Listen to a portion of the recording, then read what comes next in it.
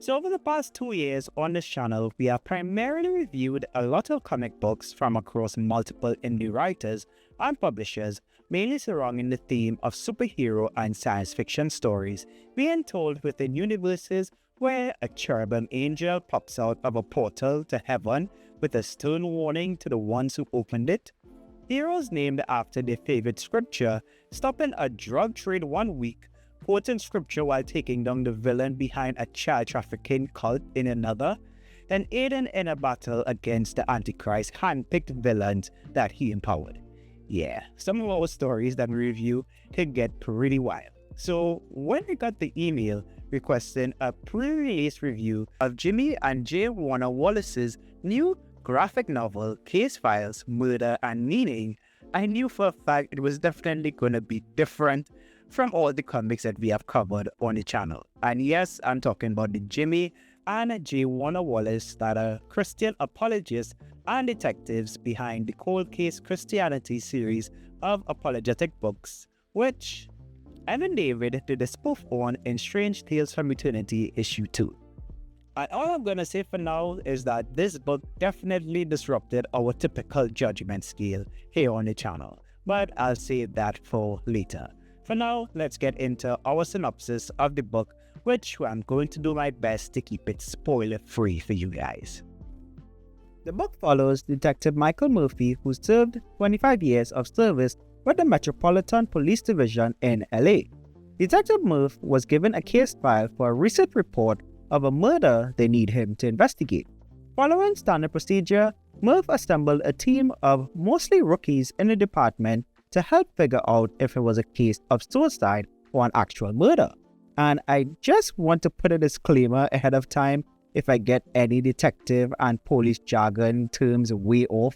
My understanding of crime scene investigation and police detective field work it's as good as a Brooklyn Nine-Nine funny moment compilation that randomly comes across when you're scrolling on Instagram Reels, as well as those Law and Order marathons that used to show back on TNT over a decade ago on cable television that I used to watch when I came home from primary school, which I was probably too young to be binging those shows, as well as a Google search on what does a 459 mean whenever it popped up in the book, which is basically to say it is very, very little. So if I get something wrong, please feel free to let me know and correct me in the comments below. Following their lead led them to an interview with the victim's girlfriend, who was sure that this was a case of murder and not suicide. So while the team were doing their running around trying to crack the case and performing the various investigations for the case, another report of a dead body was reported of a man in a nearby neighborhood, with this report also stating that he suffered blunt force trauma as well. Investigating murders in a short span of time, the suspicion that these were connected began to grow more and more, but Detective Murph curtailed those suspicions, stating that it was too early to call. However, when they attended the autopsy report of the first victim, it was proven that prior to falling down the cliff, the victim suffered blunt force trauma to the head, with Detective Ashley noticing that both bodies had the same brand mark on them on their neck.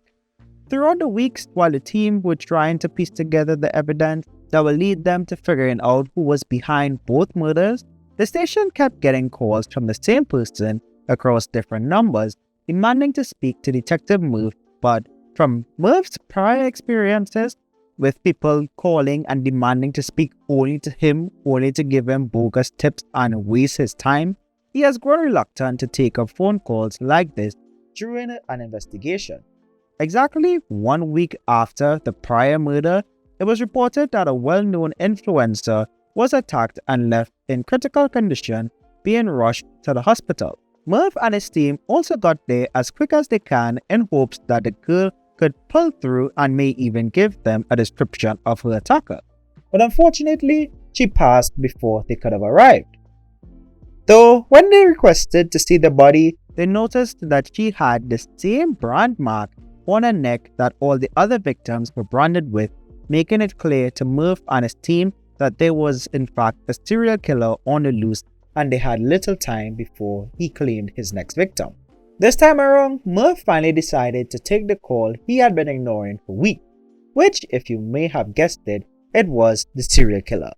Boasting about what he did and blaming Murph as the reason why he resorted to taking the lives of his previous victims, accusing Detective Murph of only caring when he killed someone with a bit more social status, but not the drug addict or the ordinary guy, because just like the killer, Murph does not see the value of human life, which Murph vehemently rejected such a claim. But the killer persisted that it is in fact the case, at least from his experience with a detective in the past. After such a conversation, Murph and the team spent days trying to figure out which of Murph's prior arrests could have caused someone to hold such a grudge against him that it resorted to killing 3 people as a way to get back at the detective, believing that it was just a matter of time before he claimed his next victim, which came within a week after the death of the influencer.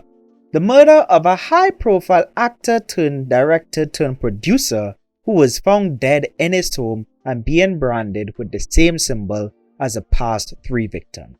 Murph's team were trying their best to ensure that there wasn't much public panic about the serial killer on the loose, but with the death of such a beloved celebrity, there was no way of hiding or keeping it quiet anymore. Unlike the prior 3 cases, this time when they interviewed the victims' neighbors, who were outside the night of the murder, they got a direct clue to the potential identity of the serial killer, which was confirmed by the killer himself. The next time he called Murph to boast about his actions, threatening that he was about to do something even worse. But using the intel and quick strategic planning, Murph and his team were able to put a stop to him just in time before he accomplished his plan. However, a member of the team did suffer some unfortunate casualties. As I said, I'm keeping it as spoiler-free as possible, and I am only giving you the general events of the book. If you want to know what role Murph had to play in the serial killer's life that resulted to them going to such drastic measures, you'll need to go read it for yourself. But I would let you know that they were able to apprehend him and put a rest to the case. But before Murph and his team could really enjoy their period of what felt like normalcy again, they were put onto another case of an emerging gang war within the city. So that's it for the synopsis section of the book, and it's time to put it on what we call on the channel the Christian Fiction Judgment Scale. At least that's I just say that to be a little bit more dramatic. But I must let the cat out of the bag right now and say that this book has actually finally dethroned my favorite book that we reviewed on the channel after a year and a half, which is Tiffany Night Conscience by Evan David for the Grok comic series The Runtime. Yes, this book, this 116, I think it's 161 pages graphic novel, finally dethroned my favorite Christian fiction that we have reviewed on the channel to become the new number 1, my favorite book that we reviewed on the channel. And I'm going to get into it by putting it on all the scales that we weigh all the books that we cover here on the channel by. Starting off with story direction and concept written by the father and son duo of J. Warner Wallace and Jimmy Wallace. Though this was a 161-page graphic novel, there never was a point that bore me or I felt like this entire 5-page, 10-page segment could have been skipped as it didn't have any bearing on the story. Like, I was genuinely surprised by how much I was enjoying the in-between scenes or time jump, yellow box narration and exposition text, which gave a lot more depth to what was going on, as well as in character motivations and some brief backstories, as well as giving the who, what, when, where, and whys of everything that was going on. All the information provided felt impactful and just about the right amount to not slip into the all these pages of annoying exposition walls of text is getting, as I said, annoying. It happens with a lot of comics you probably read from time to time. The reveal of who the killer was and why he had such disdain for Murph was more of a plot revelation than a plot twist, if that makes sense. Like it was still a moment that made me gasp when it was revealed and invoked that similar feeling to a well-crafted plot twist. One of the things that I really liked a lot was the subtext that you could have gotten out of a lot of the narrative in the book. In the review request brief, they stated that two of the objectives behind the book were to address important questions such as why does human life have value? Are some lives more valuable than others? And if not, why not?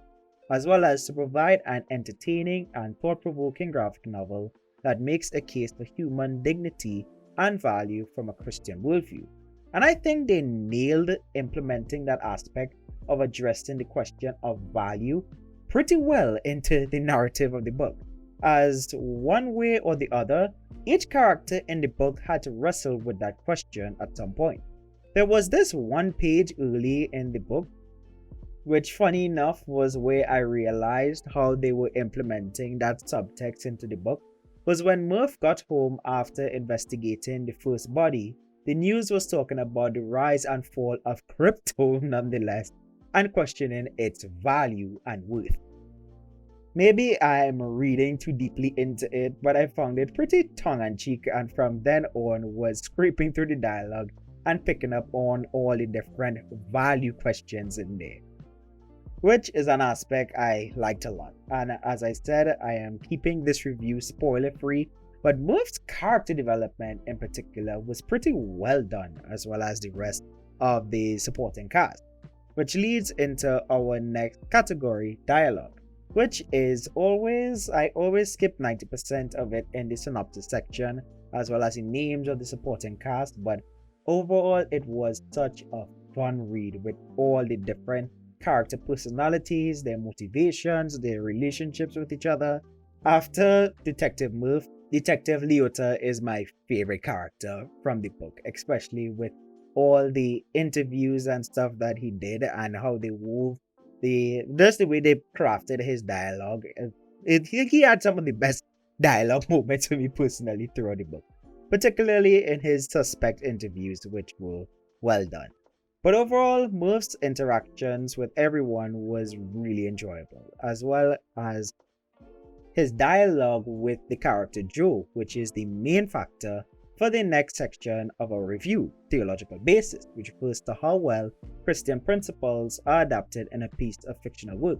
And you may be surprised to know that the main character of a graphic novel by Christian apologists wasn't Christian, nor were there any faith-related conversations for 99% of the book, until the last 10 pages where Murph went to see Joe before he went off to retirement, who was also going to be having chemotherapy underdone soon. And Murph asked him how he feels about retirement and not being a cop anymore, especially since he was acting like it didn't faze him, which Joe says he loves the police work but it's not everything, and that he is trying to focus on the bigger picture, asking Murph if he remembers that he is a big Bible believer, and saying, part of that means I believe God really exists and that he created me and created everyone. If everyone has a creator who made them for a specific purpose, then it is not our opinion of ourselves that ultimately matters. It is his opinion.